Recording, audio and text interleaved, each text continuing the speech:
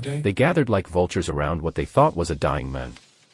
Marsha waved Mom's note in front of the family, her voice dripping with righteous entitlement as she claimed the heirlooms, the silver, the property, everything that should have been mine. I sat there, squinting through my cataracts, looking every bit the senile old fool she needed me to be. She didn't know I could see perfectly. She didn't know that while she was forging signatures and rallying cousins to her cause, I was in the bank, updating beneficiary designations. She thought my silence was surrender. It was reconnaissance. The morning had started quiet. I was in the tool shed behind the house, replacing the lock on the door. The old one had rusted through after 23 years, the cylinder frozen, the key barely turning. I'd bought the new deadbolt at the hardware store on Wednesday, heavy brushed steel that felt cold and substantial in my palm. The kind of lock that would outlast me. I was on my knees on the wooden floor, my back complaining about the angle, when I heard tires on gravel. I didn't need to look. I knew the sound of Marsha's car. Something expensive and silver that she'd bought after her second divorce, after she'd come to me asking for help with the down payment. $12,000 I'd given her. Never saw a dollar back. She'd stopped mentioning it after 6 months, and I'd stopped asking because that's what family did. You helped. You didn't keep score. I kept working on the lock, fitting the bolt into the doorframe, checking the alignment. The screws were brass, pre-treated to resist corrosion. I believed in doing things properly. If you were going to secure something, you secured it completely. Footsteps on gravel. Heels. Expensive ones from the sharp click they made. I looked up. Marsha stood 5 feet away wearing black like she was attending a funeral.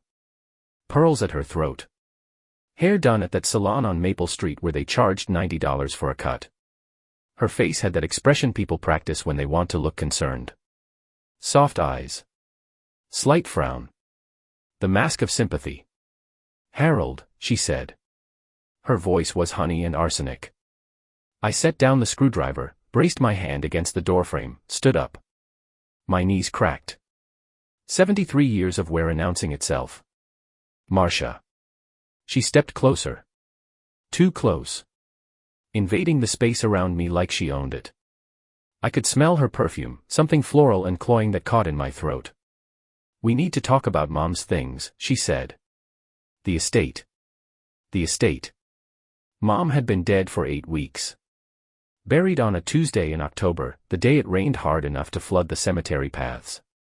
Marsha had cried at the service, loud theatrical sobs that made people turn and look. I'd stood silent, holding the umbrella, watching them lower the casket into mud. "What about it?" I said. Not a question. A statement. She glanced at the tool shed, at my hands still dusty with wood shavings, at the old canvas work jacket I'd worn for 30 years. Her expression shifted. Pity. Condescension. The look you give someone who doesn't understand how the world works.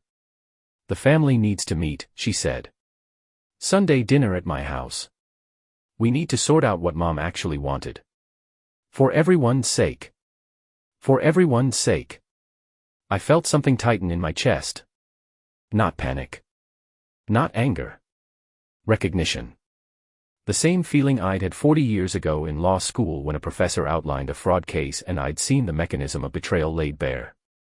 Pattern recognition. "What time?" I said. 2 o'clock. "And Harold?" She reached out, touched my forearm. Her hand was soft, no calluses, nails painted coral. "Bring the papers. Property deeds, bank statements, insurance policies. Everything. We should consolidate things for your protection." My protection. There it was. The language of concern wrapped around the architecture of theft. I looked at her hand on my arm. Looked at her face. She was smiling now, the smile of someone who thinks they've already won. "I'll be there," I said. She squeezed my arm once, a gesture of false affection, then turned and walked back to her car. The engine started smooth and quiet, German engineering, the kind of car people bought to announce they'd made it. I watched her back out of the driveway, gravel crunching under expensive tires. Then I stood there in the autumn cold, my breath visible in the air, and felt the internal timer start. Not anger. Calculation. I went back to installing the lock. Tightened each screw with methodical precision. Tested the bolt 3 times to ensure smooth action. When something needed securing, you didn't rush. You did it right. Sunday arrived cold enough to hurt. The kind of late autumn day that gets into your bones and stays there. I dressed in my good khakis, the ones I wore to church before I stopped going, and a button-down shirt that smelled like the cedar chest where I stored winter clothes. Plain. Unremarkable. The costume of an old man who'd stopped trying. I put on the glasses with the thick frames, the ones from before the surgery 2 years ago when they'd corrected the cataracts completely. I'd kept the old pair. Useful camouflage. Through them, I could see perfectly while everyone assumed I was half-blind. The drive to Marsha's house took 18 minutes. I knew because I timed it. Details mattered. Her development was new construction, houses built 5 years ago on farmland they'd paved over, all beige vinyl siding and architectural columns that supported nothing. Fake grandeur. Her house sat on a quarter-acre, 2 stories, probably 4 bedrooms she didn't need. I pulled into the driveway behind 6 other cars. She'd assembled an audience. Inside, the air was warm and smelled like roasted chicken and her perfume. The dining room table was set for 9. White tablecloth. Good china. The kind of staging people did when they wanted a moment to feel official. Aunt Patricia was there, Mom's younger sister, 70 years old and soft around the edges. Uncle George, Patricia's husband, wearing a sweater vest and looking uncomfortable. 3 cousins I hadn't seen in years, Marsha's age, all dressed like they were attending something important. Witnesses. A jury. Marsha had cast her production carefully. She greeted me at the door with a hug that felt like theater. "Harold, thank you for coming. We're so glad you're here." She guided me to the table, to the chair at the far end. Position of diminished authority. Everyone else was already seated, already positioned. I sat down slowly, like my back hurt, like the chair was hard to navigate. Played the part. Marsha remained standing at the head of the table. The matriarch position. Mom's old position. She cleared her throat and the room went quiet. "Before we eat," she began, "we need to discuss Mom's true wishes about the estate." She reached into a folder on the side table, drew out an envelope. Cream-colored. Expensive stationery. From it she produced a single page, handwritten in blue ink. "Mom gave me this 6 months before she died," Marsha said, her voice taking on that reverent tone people use when they're lying about sacred things. Her real intentions. What she actually wanted. She held it up so everyone could see. The handwriting looked like Mom's. Shaky. Looping. The signature at the bottom was close enough to pass. I felt my heartbeat slow. Steady. This was it. The move I'd been waiting for. "I can't see it clearly," I said, letting my voice waver. I squinted. Brought my hand up to shade my eyes like the light was too bright. "What does it say?" Marsha's smile was pure triumph. She walked over, placed the paper in front of me. I picked it up with hands that trembled just slightly. Brought it close to my face. The ink was too fresh. The paper creases too sharp. It had been written recently, maybe weeks ago. But it was good. Professional. Someone had studied Mom's handwriting carefully. "It says she wanted the family heirlooms to stay together," Marsha announced to the room. "The silver service, the jewelry, the paintings. She wanted them with me. And she was concerned about your ability to manage the properties alone, Harold. Your memory. Your vision. She wanted me to help." Around the table, heads nodded. Aunt Patricia made a soft sympathetic sound. The cousins looked at me with that careful pity people reserve for the diminished elderly. "Harold," Marsha continued, "we just want what's best for you. I've already consulted with an attorney. If you sign a limited power of attorney, I can manage things properly. Protect you from mistakes." She slid new papers across the table. Printed from some online legal template, probably cost her $40. Standard power of attorney language. Broad authority. Irrevocable once signed. I picked them up. Let my hands shake. Stared at them like I was trying to read through fog. The room was silent. Everyone waiting. I set the papers down carefully. Folded my hands. I need time to think about this, I said quietly. Marsha's expression flickered. Irritation beneath the concern. But she recovered quickly. Of course, she said, magnanimous. Take a week. But Harold, you understand this is what Mom wanted, don't you? This is her voice we're honoring. I nodded. Slow. Uncertain. The confused old man. Can I keep this note? I asked. Show my attorney. Marsha smiled. She'd won. Or thought she had. Keep it, she said. It's yours. I folded the paper carefully, creased it along the existing lines, slid it into my shirt pocket. The evidence. Handed to me by the thief herself. Dinner was chicken and roasted vegetables and conversation I didn't participate in. I ate slowly, said little, played the part of the man whose mind was elsewhere. When it was over, I thanked Marsha quietly and left. In my car, I sat for a moment before starting the engine. The forged note was in my pocket.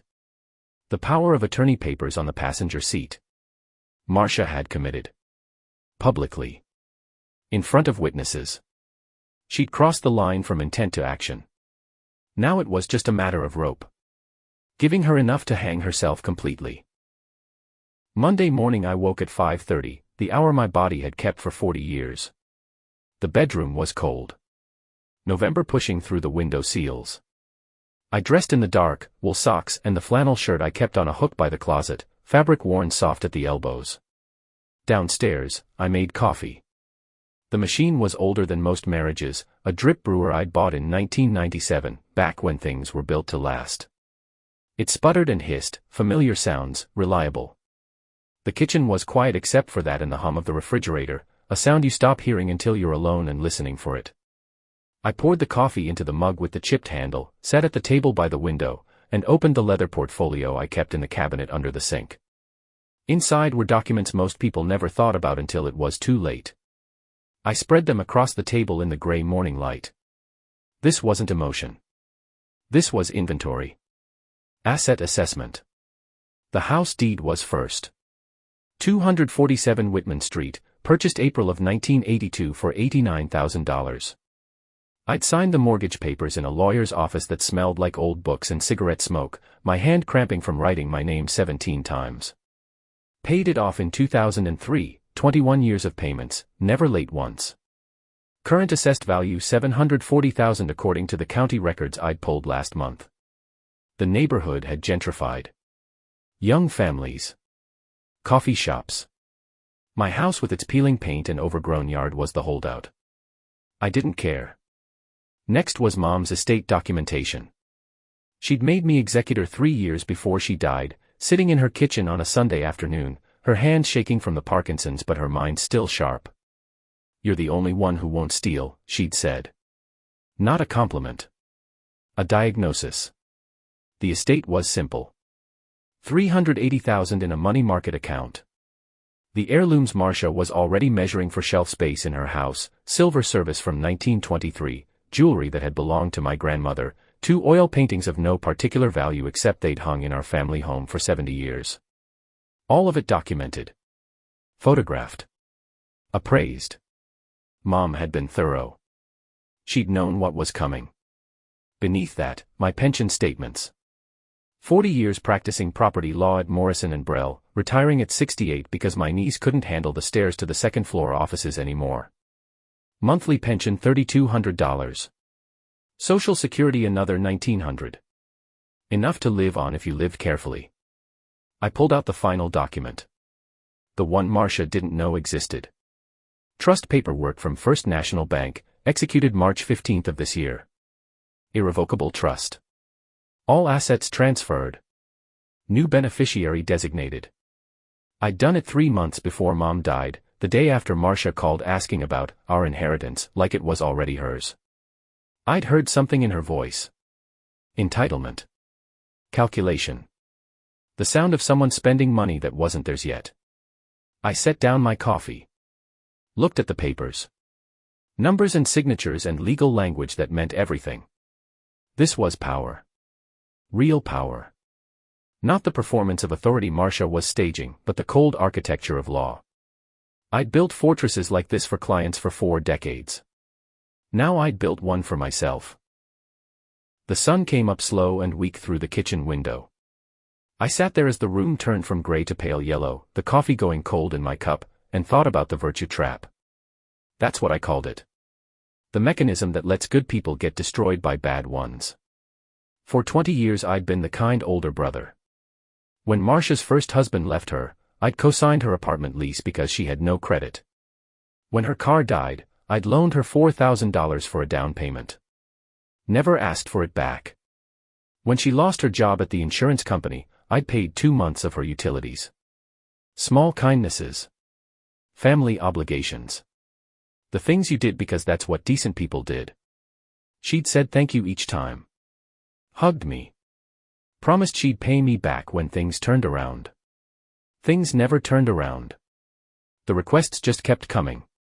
Could I help with her daughter's college textbooks? Could I float her until her tax refund came? Could I just this once cover her car insurance because she was short this month? I'd said yes.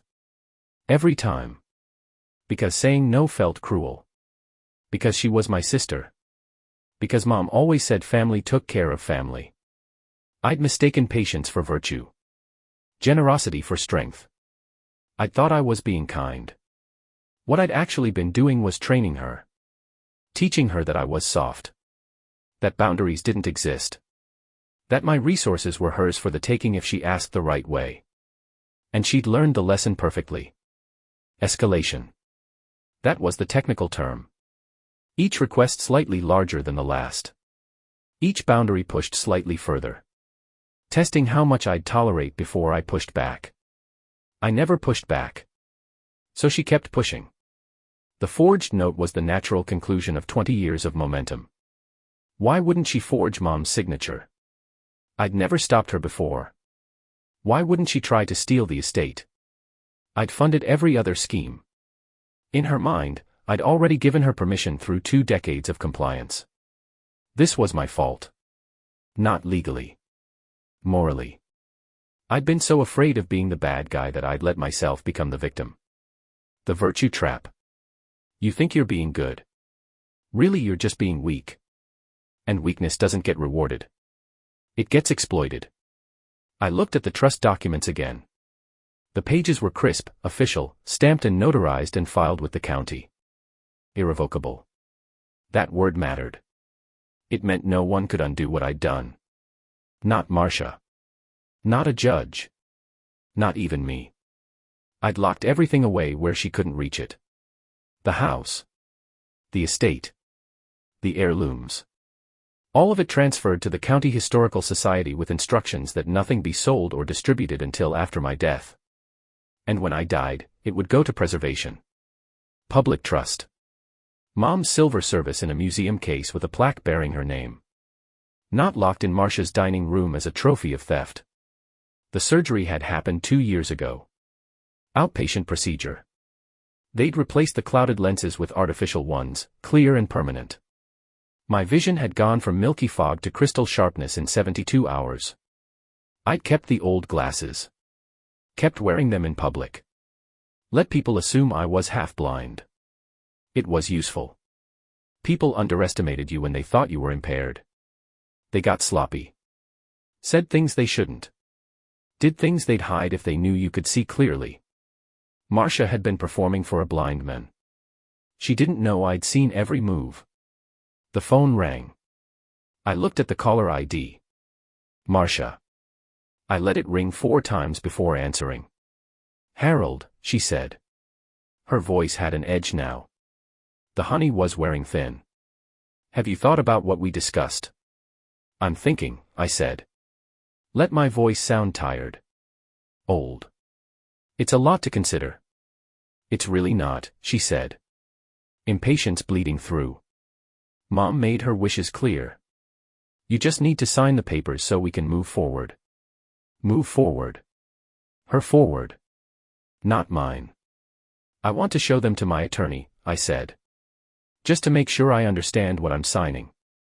Silence on the other end. Then, why do you need an attorney, Harold? Don't you trust me? The question was accusation disguised as hurt. Classic manipulation.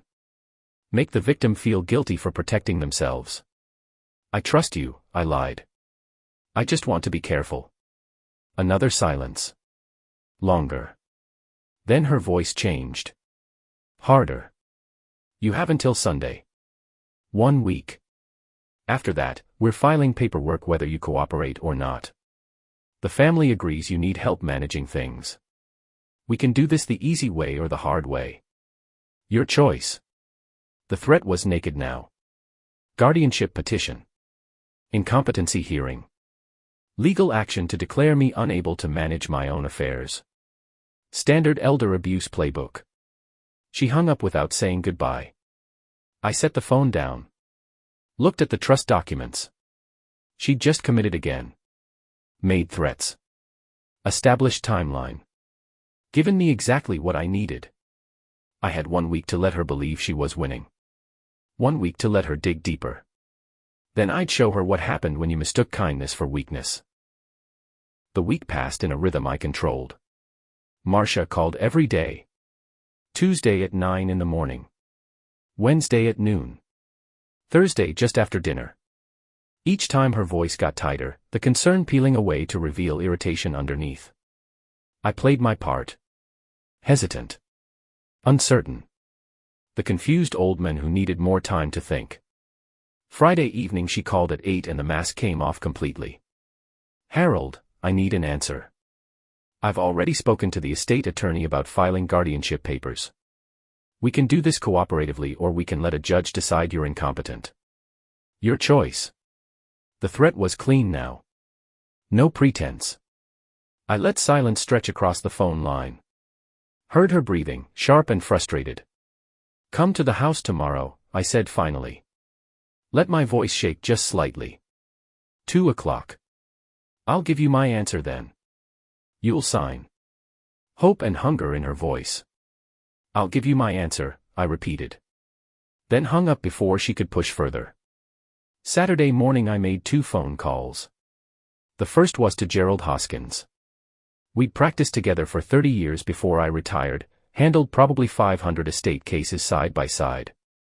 He was 68 now, senior partner at Morrison & Brell, still sharp as broken glass. It's time, I told him when he answered. I need you at my house tomorrow. 1:45. Bring everything. The trust documents, he asked. Everything. He understood. We'd planned this 3 months ago, sitting in his office while I signed the irrevocable trust papers. He'd asked me then if I was sure. If I really believed my sister would go this far. I'd told him I knew people. 40 years of estate law taught you how family members behaved when money was involved. He'd seen it too. The concerned children who isolated elderly parents. The siblings who forged signatures. The relatives who suddenly appeared after decades of absence once someone got sick. Greed was predictable. It followed patterns. Marsha was following the pattern perfectly. The second call was to my bank. I told them I needed to access my safe deposit box. Monday morning. 9 o'clock. They confirmed. Box 327. I'd held it for 16 years, paid the annual fee of $75 every January. Inside were documents Marsha would never imagine existed. Original trust paperwork. Mom's actual will, notarized and witnessed. The forensic document analysis I'd commissioned in September after Marsha's phone calls started getting suspicious. $300 to a handwriting expert who'd examined samples of Mom's signature from the last 5 years of her life. His report was 12 pages long. Professional. Damning. Ready to present in court if needed. I spent Saturday afternoon in the tool shed. Not hiding. Working. I'd been restoring an old workbench I'd bought at an estate sale in August, solid maple from the 1940s, the kind of craftsmanship no one did anymore. The wood was scarred and stained but the joints were still tight. I'd been sanding it by hand, working through progressively finer grits, watching the grain emerge. The rhythm of the work was meditative. Push the sandpaper along the grain. Feel the surface smoothing under your palm. Blow away the dust. Repeat. Physical labor that required attention but not thought. My hands were cramping by 4 o'clock, the tendons stiff, but the bench top was smooth as skin. I ran my palm across it. Felt the warmth of friction, the slight tackiness of wood dust. This was real. Solid. The work of hands and time. Not like Marsha's forged note. Not like her performance of concern. This was honest material honestly worked. I cleaned up as the sun set, swept the sawdust into a pile, wiped down the bench with a rag dampened with mineral spirits. The smell was sharp and clean, cutting through the musty air of the shed. Outside, the November cold was settling in. The sky was going purple and gray. I locked the shed with the new deadbolt, heard it click home solid and final, and went inside to wait for tomorrow. Sunday arrived with low clouds and the smell of coming rain. I dressed carefully. The same khakis and button-down shirt from last week. The old glasses with the thick frames. The costume of diminishment. I made coffee and sat at the kitchen table watching the clock. At 1:45 exactly, Gerald's car pulled into the driveway. Black Mercedes, last year's model, immaculate. He got out carrying a leather briefcase, the expensive kind lawyers bought to signal competence to clients. I met him at the door. "She'll be here at 2, I said. He nodded. We didn't need to discuss strategy. We'd been over this. He understood his role. Witness. Legal authority. The voice of objective law when emotion tried to override facts. We sat in the living room, documents spread on the coffee table. The trust charter. Mom's real will. The handwriting analysis. The bank statements showing asset transfers completed in March. Everything organized, tabbed, ready for presentation. At exactly 2 o'clock, tires on gravel. Through the window I watched Marsha's silver car pull up fast, parking crooked like she was in a hurry. She got out wearing casual clothes this time. Jeans. Expensive sweater. No performance today. This was business. She walked up to the door without knocking, pushed it open, stepped inside like she owned the place. Then she saw Gerald and stopped. Her face went through changes. Confusion. Suspicion. Anger flickering behind her eyes. What's he doing here? Her voice was sharp. Witness, I said. My voice was different now. No tremor. No hesitation. Clear and level. Her eyes narrowed. She looked from me to Gerald to the documents on the table. Calculating. Where are the papers I gave you last week? She asked. I reached into my shirt pocket. Drew out the folded note with Mom's forged signature. Set it on the coffee table next to the real documents. Smoothed it flat with my palm. Then I pulled the power of attorney papers from the side table drawer. Placed them next to the note. Here, I said. Marsha stepped closer. Her hand reached for the papers but I put my palm down on them. Held them flat against the table. Before you take those, I said, you should see these. I slid the trust charter toward her. The document was 43 pages, bound with a blue cover, official stamps on every page. She picked it up. Started reading. I watched her face. Watched the moment she understood. This is dated March 15th, she said. Her voice was quiet. Dangerous. Mom died May 8th. That's correct, I said. The trust was executed 63 days before her death. With her full knowledge and consent. Witnessed by her attorney, notarized by the county clerk, filed with probate court on March 16th. Gerald spoke for the first time. His voice was clinical, professional, the tone he used in court. All assets were transferred to an irrevocable trust at that time. The house, the estate accounts, the personal property including all items commonly known as heirlooms. Beneficiary designated as the County Historical Society, assets to be transferred upon Mr. Sykes's death, with interim management retained by Mr. Sykes during his lifetime. Marsha was still reading. Her hands were shaking now. Not with fear. With rage. This can't be legal, she said. She was sick. She had Parkinson's. She wasn't competent to, I slid the second document toward her. Affidavit from her physician dated March 10. Confirms full mental competency. Countersigned by her attorney. She knew exactly what she was doing. Marsha dropped the trust document. Grabbed the forged note from the table. Held it up like a weapon.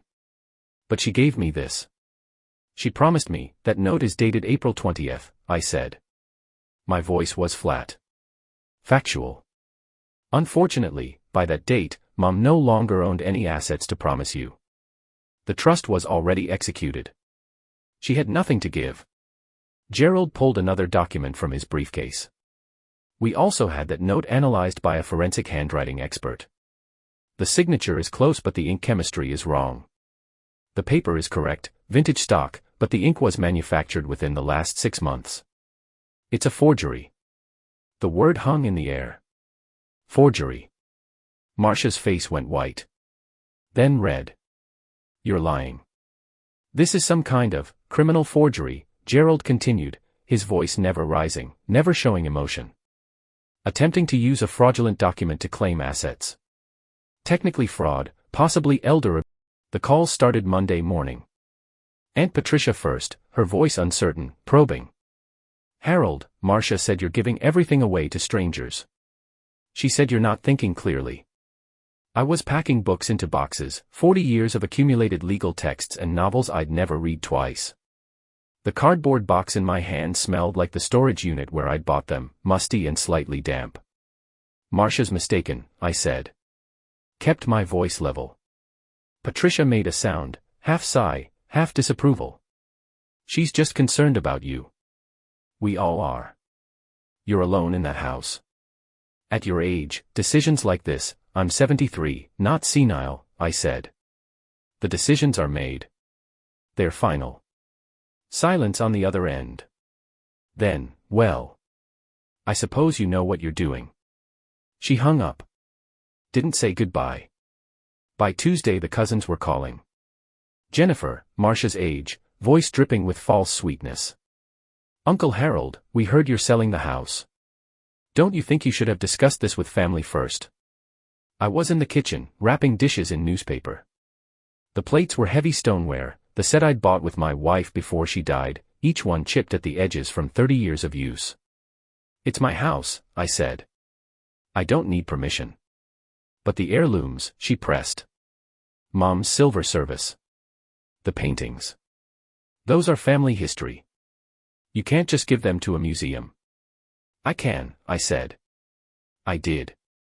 She made a disgusted sound. Marsha was right. You've lost perspective. The line went dead. Wednesday brought Robert, the youngest cousin, the one who'd borrowed $5,000 from me 8 years ago for his business that failed within 6 months. Never paid back a dollar. This is really selfish of you, Harold, he said. No pretense of concern. Just accusation. That estate was supposed to be for all of us. Mom would have wanted it shared. Your grandmother made me executor, I said. She trusted my judgment. Not yours. Yeah, well, maybe she shouldn't have. He hung up. I added his name to the mental list of people who'd revealed themselves. Marsha was working the family systematically, telling her version of events, casting me as the senile old fool who'd been manipulated by lawyers, who'd stolen their inheritance and given it to strangers. She was good at this. Always had been. Rewriting history to make herself the victim. Thursday morning she called directly. No preamble. You think you're so smart, she said. Her voice was acid. Hiding behind lawyers and paperwork. But the family sees what you're doing. They know you're mentally incompetent. We're filing a joint petition for guardianship. Uncle George is willing to testify you've shown signs of dementia for months. File whatever you want, I said. I was standing in the bedroom, looking at the empty closet where my wife's clothes had hung until I donated them 3 years after she died. The space still felt occupied somehow. Her absence more present than her presence had been.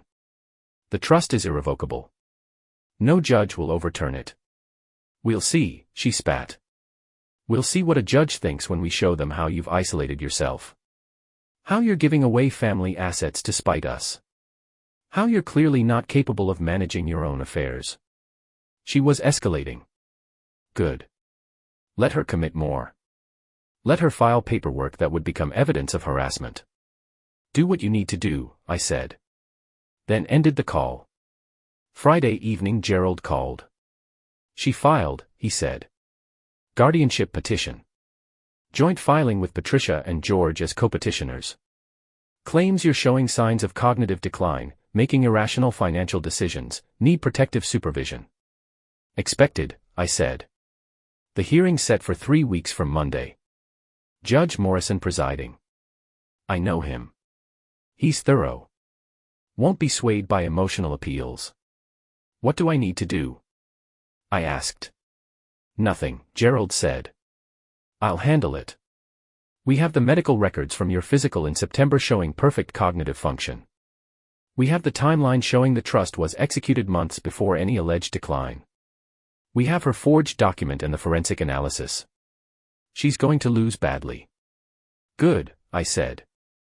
Saturday I moved the last boxes to the apartment. The place was small, 11th floor of a building downtown that had been renovated 5 years ago.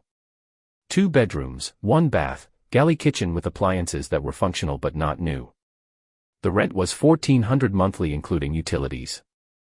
I'd signed a 2-year lease in October, first and last month paid, security deposit of $1,400. The building manager was a woman named Rosa, maybe 50, who'd looked at my application and credit score and approved it within 24 hours. You're the easiest tenant I've had all year, she'd said when I signed. No pets, no drama, pay on time. You can stay as long as you want. I liked her immediately. Direct. No pretense. The apartment felt temporary at first. White walls. Beige carpet. Anonymous. But as I unpacked, as I placed my books on the built-in shelves and hung my wife's picture on the wall and set up the coffee maker on the kitchen counter, it started feeling like something other than exile. It felt like shedding weight. The house on Whitman Street had been full of ghosts. My wife's absence. My mother's decline. 40 years of accumulated obligation and memory. Here, there was nothing. Just space. Potential. Sunday morning Marsha called one final time. I almost didn't answer. Then decided I wanted to hear it. Whatever she was going to say, whatever final threat or plea, I wanted it on record. Harold. Her voice was different. Softer. The concerned sister again. The mask back in place. I've been thinking. Maybe we both overreacted. Maybe we can work this out without lawyers. No, I said. You filed for guardianship. You told the family I'm incompetent. You forged Mom's signature and tried to steal the estate. There's nothing to work out. I never forged anything, she said quickly. Too quickly. Mom gave me that note. Maybe it wasn't legally binding, but it was her wish. I was just trying to honor. Stop, I said. The word came out harder than intended. I have the forensic analysis. I have your fingerprints on fraudulent documents. I have recordings of you making threats. Every time you open your mouth you make it worse for yourself. Silence. Long enough that I thought she'd hung up. Then, I'm your sister. You were my sister, I said. Now you're just someone who made a series of very bad decisions. I hung up. Stood in the apartment living room holding the phone, feeling something in my chest that might have been grief or might have been relief. Hard to tell the difference sometimes. The moving truck came Monday at 8 in the morning. 2 men, young and efficient, loaded the furniture I was keeping. The bed. The dresser. The desk I'd used for 40 years. The workbench from the shed, newly restored, smelling of mineral spirits and lemon oil. They had it loaded in 90 minutes, drove it to the apartment, unloaded in 60. I paid them $300 cash and they left. The house was empty now. I walked through the rooms one final time. Living room where we'd hosted Christmas dinners. Kitchen where my wife had taught me to make her mother's recipes. Bedroom where she'd died, slowly, over 6 months, the cancer eating through her until there was nothing left but pain and morphine. I felt nothing looking at these spaces. No nostalgia. No regret. Just the acknowledgement of time passed and decisions made. I locked the door for the last time. Put the keys in the lockbox for the new owner's realtor. Walked to my car. The Camry started on the first try, engine running smooth despite having 312,000 miles. I'd maintained it properly. Oil changes every 5,000 miles. Tires rotated. Transmission fluid checked. Things lasted when you took care of them. People didn't. I drove to the apartment. Parked in my assigned space, number 47, in the underground garage that smelled like concrete and exhaust. Rode the elevator to the 11th floor. The doors opened with a soft chime. Walked down the hallway, carpet muffling footsteps, to Unit 4B. Unlocked the door. Stepped inside. The apartment was full of boxes still waiting to be unpacked. My life reduced to cardboard and tape. But it didn't feel like reduction. It felt like distillation. Everything unnecessary burned away. What remained was essential. I made coffee. The old machine sputtered and hissed, same as always. The sound was comforting in the unfamiliar space. I poured a cup, walked to the window. The courthouse was built in 1968, concrete and glass that had aged poorly, water stains on the walls, fluorescent lights that hummed with electrical interference. Courtroom 3 was on the second floor, down a hallway that smelled like floor wax and old carpet. I arrived at 8:45, 15 minutes early, wearing the suit I'd bought for my wife's funeral. Charcoal gray. Still fit properly after 9 years. Gerald was already there, sitting at the respondent's table with his briefcase open, documents organized in neat stacks. He looked up when I entered, nodded once. No words needed. We'd been over this. Marsha arrived at 8:52 with her attorney, a man maybe 40 years old wearing an expensive suit and carrying a leather bag that probably cost more than my monthly rent. He had the look of someone who handled divorces and small estate disputes, confident in his competence, probably charging Marsha $250 an hour she didn't have. They sat at the petitioner's table. Marsha didn't look at me. Kept her eyes forward, hands folded in her lap, playing the role of concerned sister bearing a difficult burden. She dressed carefully. Conservative blue dress. Minimal jewelry. Hair pulled back. The costume of respectability. Aunt Patricia and Uncle George entered next, both looking uncomfortable, George tugging at his tie like it was strangling him. They sat in the gallery behind Marsha's table. Witnesses for the petitioner. 2 of the cousins came in after, Jennifer and Robert, both dressed like they were attending something important. More witnesses. More voices to testify about my supposed decline. Judge Morrison entered at 9 exactly. He was 63, gray hair cropped military short, face that showed no expression. I'd appeared before him maybe 20 times during my career. He was thorough, impatient with nonsense, and had zero tolerance for emotional manipulation. Gerald had chosen not to request a different judge. This was the best draw we could have gotten, he'd said. The bailiff called the case. In the matter of the petition for guardianship of Harold James Sykes. Morrison looked down at the file in front of him. Thick file. Good. That meant Gerald had submitted everything. Counselor Matthews, Morrison said, looking at Marsha's attorney. This is your petition. Proceed. Matthews stood. Smooth movement. Rehearsed confidence. Your Honor, we're here today because the respondent, Harold Sykes, has shown clear signs of cognitive decline and is making irrational financial decisions that demonstrate he's no longer capable of managing his affairs. The petitioners, his sister Marsha Patterson and other family members, are seeking a limited guardianship to protect Mr. Sykes from further harm. Morrison looked at me over his reading glasses. Mr. Sykes, you're represented by counsel. Yes, Your Honor, Gerald said, standing. Gerald Hoskins for the respondent. Proceed, Mr. Matthews, Morrison said. Matthews called Marsha first. She took the stand, was sworn in, sat with her hands folded, perfect posture. Matthews walked her through the narrative she'd constructed.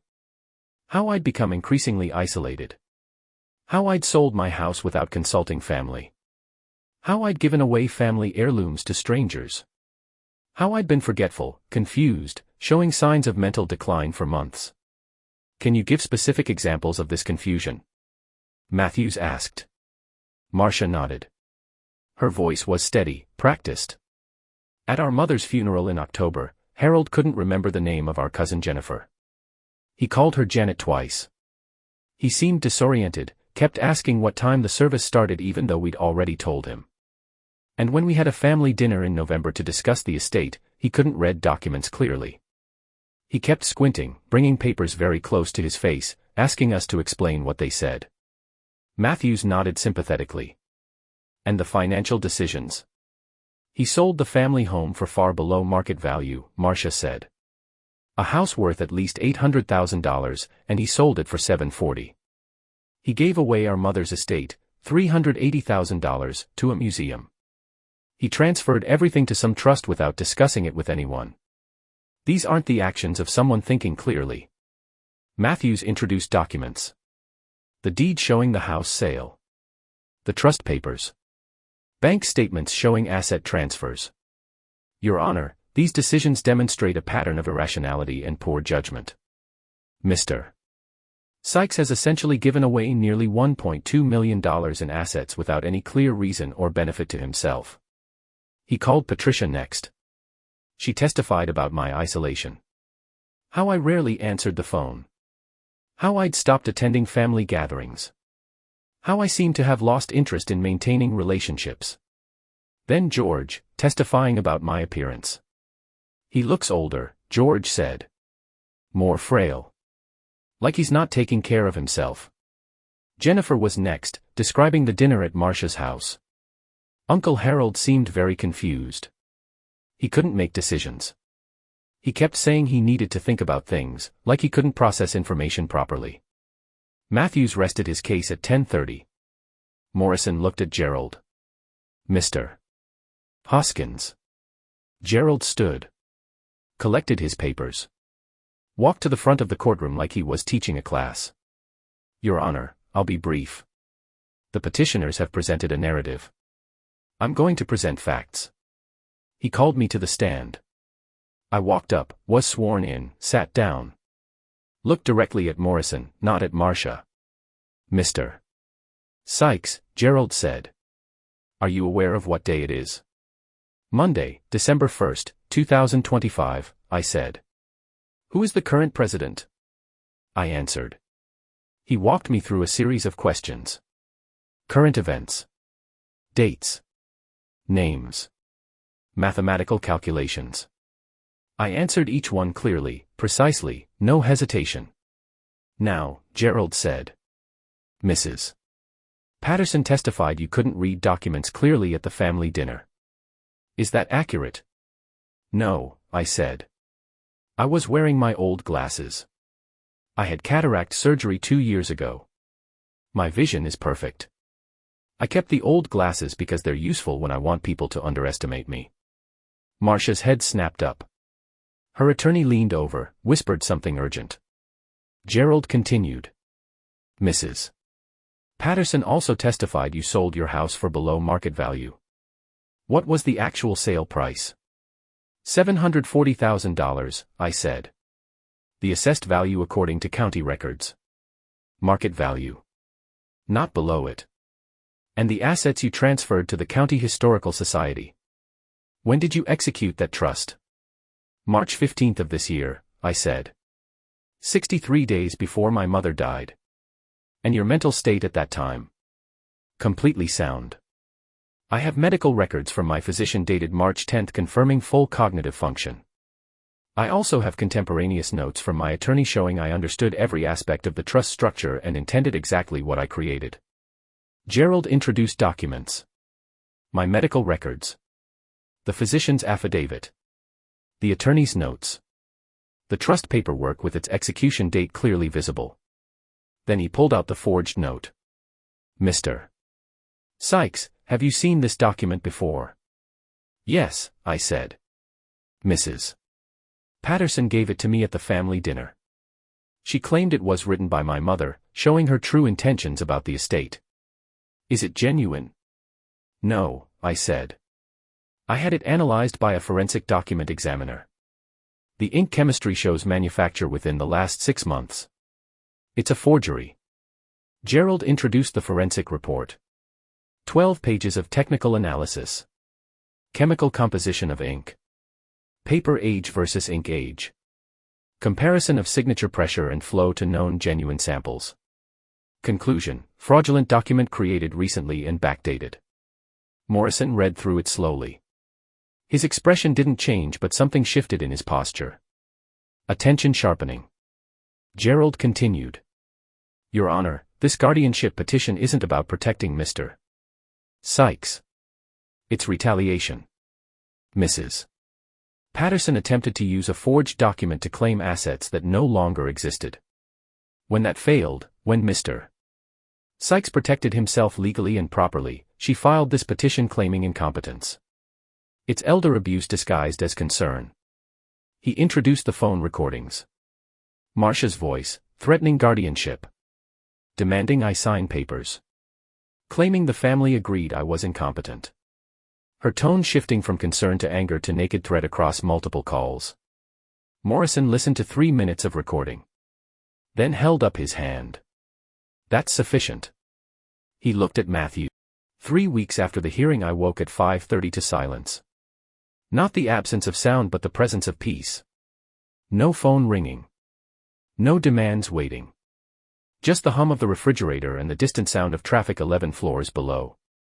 I made coffee in the old machine that sputtered and hissed like it had for 28 years. The ritual was the same as it had always been, but the weight of it was different. Lighter. I poured the coffee into the chipped mug and stood at the window watching the sun come up over the city, pale winter light turning the buildings from gray to gold. The apartment had stopped feeling temporary. I'd unpacked the last boxes 2 weeks ago. Books on the shelves arranged by subject the way I'd always organized them. The restored workbench against the wall in the second bedroom that I'd converted to a workspace. Tools hung on pegboard. Everything in its place. The bed was made with the quilt my wife had sewn before she got sick, pattern of interlocking squares in blues and greens that had faded over time but still held together. The kitchen was small but sufficient. The coffee maker fit perfectly on the counter. The dishes in the cabinet were the ones I actually used, not the full set for entertaining that had sat unused for years. I'd learned the difference between what you needed and what you kept out of obligation. Thursday mornings I volunteered at the Legal Aid Clinic on 4th Street. 3 hours helping people navigate estate planning. Wills. Trusts. Power of attorney documents. Protecting people from their own Marshas before the theft could happen. The work was simple but meaningful. Last week I'd helped a woman in her 80s set up a trust to protect her house from a son who kept asking to borrow against it. I'd seen the pattern immediately. The escalating requests. The language of concern masking extraction. She'd understood when I explained it. I thought I was being a good mother, she'd said. You're protecting yourself, I'd told her. That's different than being cruel. That's being smart. She'd signed the papers. Her son called her 3 days later asking for another loan. She said no for the first time in 30 years. Told me about it at our follow-up meeting. She'd cried when she said it, but her voice was steady. Learning boundaries hurt at first. Then it was just freedom. Friday afternoons I'd started taking a woodworking class at the community center on 6th. 8 people, all older, all working on projects that didn't need to be perfect. I was building a bookcase. Simple design. Mortise and tenon joints. No nails or screws. Just would fitted together properly. The instructor was a man named Carl, 71, former carpenter, hands gnarled with arthritis but still steady. He taught me how to cut the joints by hand, using chisels older than I was, feeling the wood give way in precise increments. You can't rush this, he'd said. The wood tells you when it's right. You just have to listen. I'd spent 6 hours last week cutting one joint. Getting the fit exact. When it slid together, tight and flush, no gaps, I'd felt something close to satisfaction. The physical evidence of patience and skill. Proof that careful work produced results. The bookcase would take months to finish. I had months. I had time that was mine now. Marsha's calls had stopped after the first week. She'd tried 17 times. Left 9 voicemails. I'd listened to the first one. Her voice had been different. Small. Scared. Harold, please. We need to talk. I made mistakes, but I'm your sister. Please call me back. I deleted it. Deleted all of them without listening. Whatever she wanted to say, whatever apology or excuse or plea, it was too late. She'd revealed who she was. I believed her. The family had fractured predictably. Patricia called once, awkward and apologetic. We didn't know, she'd said. Marsha told us you were confused. We thought we were helping. You took her word without asking mine, I'd said. That was a choice. She'd made a sound like she wanted to argue. Then just said goodbye. George sent a letter. 2 pages. Handwritten. Explaining how they'd been misled. How they felt terrible. How they hoped I could forgive them. I'd read it once. Put it in the recycling. Forgiveness wasn't the point. Consequences were. They'd chosen a side without evidence. Now they lived with what that choice revealed about their judgment. Jennifer and Robert hadn't contacted me at all. I assumed they'd moved on to the next family member they could extract something from. The pattern would continue until someone stopped them. That wasn't my responsibility anymore. I'd heard through Gerald that the district attorney's office had reviewed the forgery case and declined to prosecute. Insufficient public interest. Too much work for too little return. Marsha had gotten lucky there. But lucky in the legal system didn't mean lucky in life.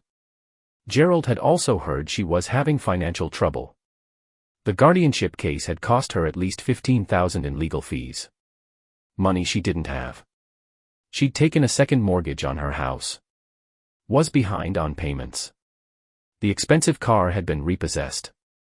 Small consequences but public ones. The kind that made neighbors whisper and friends distance themselves. I felt nothing about that. Not satisfaction. Not pity. Just the acknowledgement that actions produced results. She'd gambled on theft and lost. Now she was paying the price. The Historical Society had sent a formal letter in November. The heirlooms were now permanently displayed. Mom's silver service in a climate-controlled case. The paintings in the American folk art wing. The jewelry in the collection but not on display, too fragile, preserved for research. Everything labeled with Mom's name. Margaret Sykes collection. Donated by the Whitman estate. The letter said over 200 people had viewed the exhibit in the first month. School groups. Local historians. People who appreciated the craftsmanship and history. Better than locked in Marsha's dining room. Better than divided among relatives who'd sell it for quick cash. This was preservation. Legacy. The thing Mom had actually wanted even if she'd never said it explicitly. I'd visited the museum once. Stood in front of the silver service display. The pieces gleamed under the lights. The placard explained the history.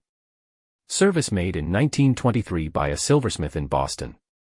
Passed through 3 generations. Used for holidays and special occasions. Each piece bearing the small dents and scratches of actual use.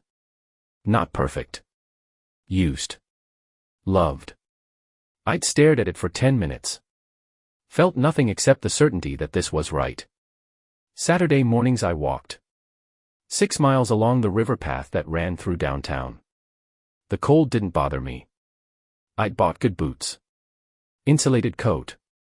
Gloves that actually kept my hands warm.